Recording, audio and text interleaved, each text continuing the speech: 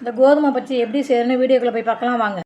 முதல்ல ப்ரெட்டு பச்சி போடுறதுக்கு பச்சி மாவு கரைச்சிக்குவோம். பச்சி மாவு கலந்துக்குவோம், கரைச்சி எடுத்துக்குவோம். நல்லா கட்டிக்கு இல்லாமல் கரைச்சி கட்டி இல்லாமல் கரைச்சாச்சு. இந்த பக்கமாக அப்படி வச்சுக்குவோம்.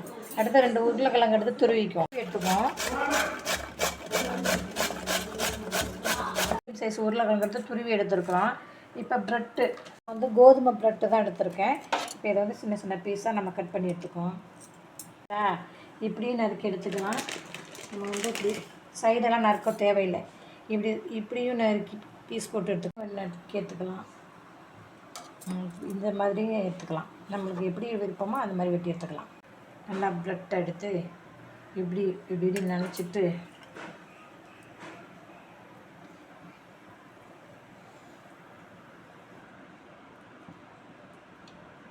இப்படி எண்ணெயில் போட்டு எடுத்துக்கலாம்.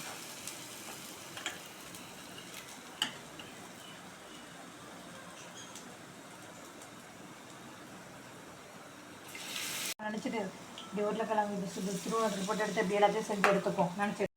இந்த வீடியோ பிடிச்சிருந்தா லைக் பண்ணுங்கள், மறக்காமல் சப்ஸ்கிரைப் பண்ணுங்கள். செஞ்சு சாப்பிட்டு பார்த்துட்டு கமெண்ட்டில் சொல்லுங்கள் எனக்கு.